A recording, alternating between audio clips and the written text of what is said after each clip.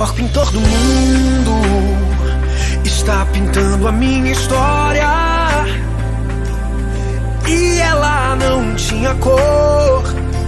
A cruz foi o pincel do autor. O maior pintor do mundo está pintando a minha história. Ele assinou a obra que sou eu, e na assinatura está escrito Deus. Olá, minha vida, tudo bem com vocês? Então, gente, tô passando aqui hoje, né? Que hoje é dia de soltar mais um vídeo. Vim pedir desculpa pelo sumiço, porque era pra ter saído o vídeo quarta-feira. Quarta-feira eu cheguei exausta do serviço, cheguei tarde e não consegui gravar o vídeo pra vocês. Gravei o vídeo ontem, pra ter saído ontem, mas não deu, não quis sair. Então, assim, né? Vamos mais um vídeo, então, de hoje. Peço desculpa aí, prometo acompanhar os dias certinho, tá? Eu vou me esforçar. Mesmo se eu estiver trabalhando, eu vou chegar morta. Vocês vão me ver aqui assim, ó, caindo na mesa, mas eu vou gravar pra vocês. Porque vida de blogueira, querida, é assim, é na raça, tá bom? Mas vamos lá, foi mais uma história. Então, gente, a história de hoje é um pouquinho polêmica, mas sobre aviso para os pais, né? Hoje é encaminhado para os pais, porque é o que eu falei para vocês, né? A gente tem que prestar atenção mais nos filhos da gente, porque é nos sinais que as crianças conversam, né? É nos sinais que ela demonstra que não tá tudo bem, que não, algo de que não tá bom, de ruim tá acontecendo. Tem criança que não sabe falar, tem criança que já fala, mas não fala por medo. Então, assim, ela demonstra por gesto, por umas atitudes, um olhar de medo, sei lá. É uns sinais, são pequenos detalhes que a gente tem que se adaptar nisso. Eu falo por quê? Porque o assunto de hoje é sobre abuso infantil, que aconteceu comigo. Sim, eu já passei por um abuso, né? Eu tava com 7 para 8 anos, se eu não me engano. Naquela época, gente, não tinha nada disso, né? Essa internet, a gente não tinha acesso a de estar falando as coisas. Então, assim, as leis, né, não é a mesma de hoje, que é mais rigorosa. Então, assim, as coisas aconteciam, as pessoas se ficavam com medo, se trancavam por medo, ficavam se culpando, né? E tinha medo, tinha vergonha de falar. Hoje em dia não, hoje em dia, graças a Deus, as coisas evoluíram. Bem-vindo ao século XXI, né? Estamos evoluídos aí. Então, assim, a gente tem que aprender a falar, né? A gente tem que falar as coisas que nos machucam, as coisas que não tá bom, mesmo que a gente sofra ameaça, a gente tem que denunciar porque não é legal, né?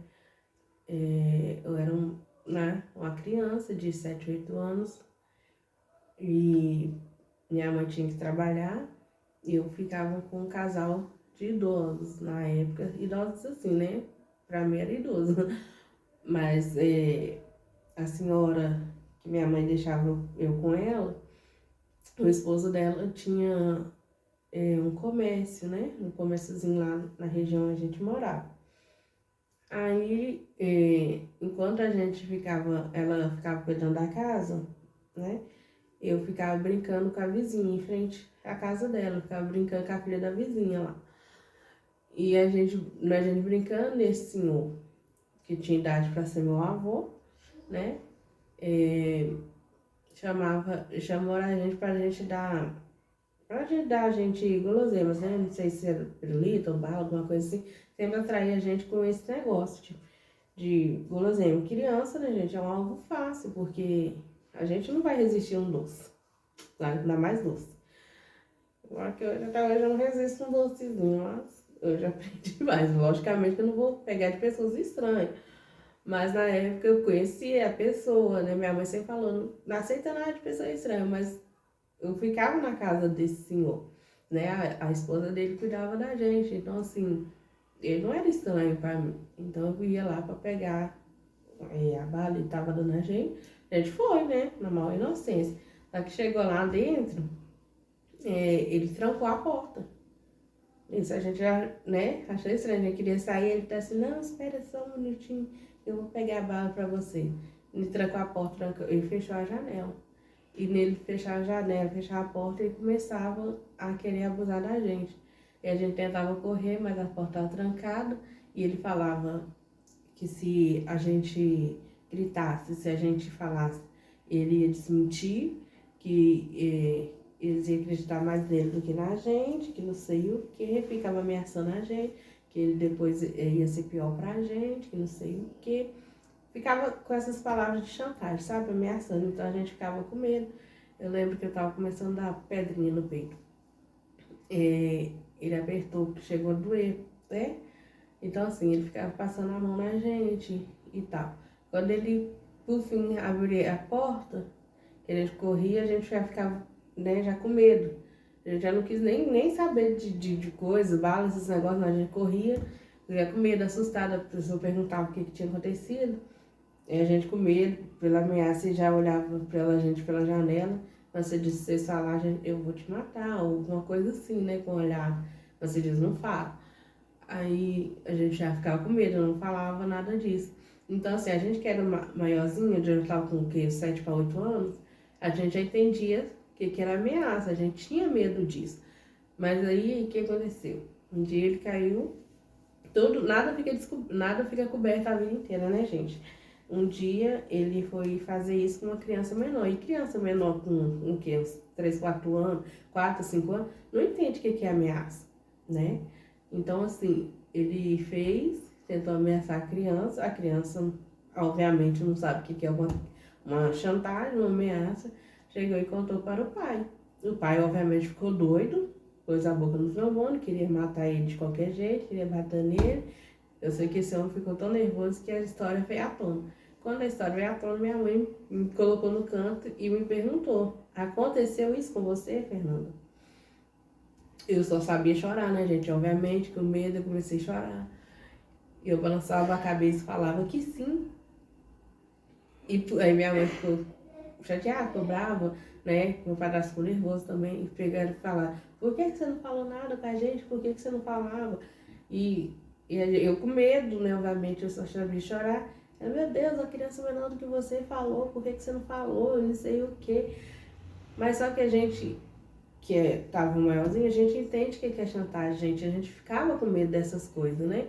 Medo dos pais não acreditar. Então, assim, gente, por favor, crianças, vocês que estão vendo esse vídeo, por favor, chega, conta para os seus pais, não precisa ter medo, entendeu? Se tá sofrendo chantagem, sei lá, arruma um jeito de uma pessoa que você confia, seja seu pai, seja sua mãe, um tio, um avô, não sei. Chega com uma pessoa responsável mais velha e conta, entendeu? Conta que hoje, graças a Deus, nós temos lei para isso.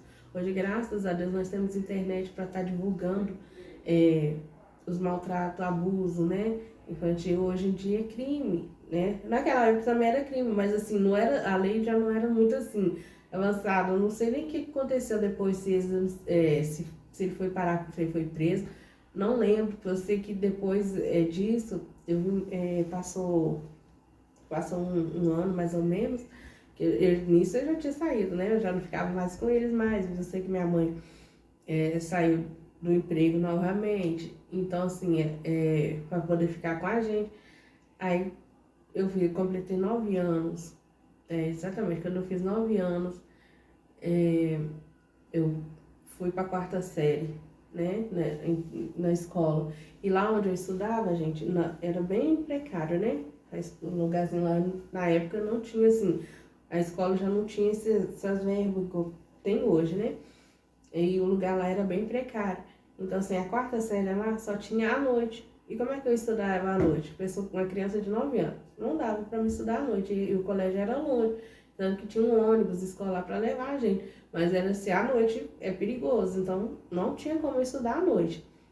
O que minha mãe fez? Para mim não perder o ano letivo e ficar parada sem estudar, minha mãe conversou com meu pai, passou minha tutela para ele e eu vim morar com meu pai.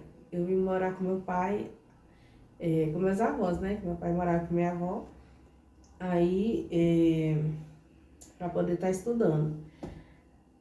E eu fiquei morando com meu pai nessa faixa etária dos 9, acho que até os 12 anos, que eu fiquei morando com eles lá.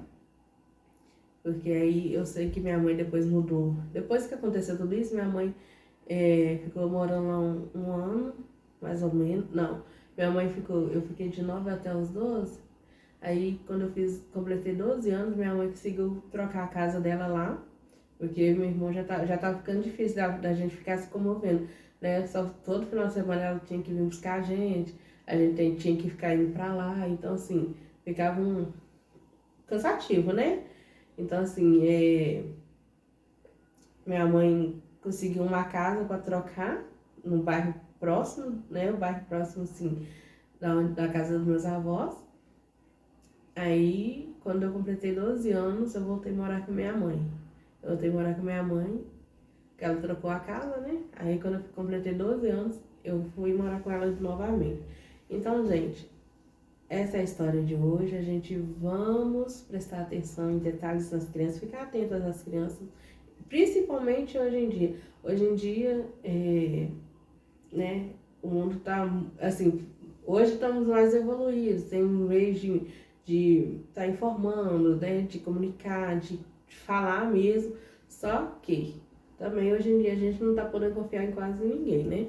Então, principalmente, né, por causa disso, a gente tem que ficar mais atento. Esse é o meu recado de hoje, espero que vocês tenham gostado até aqui. Prometo seguir a risca, tá? E tomara que hoje o vídeo vai dar certo lá no café. E venha comigo para a próxima história. Beijo e até mais. Tchau.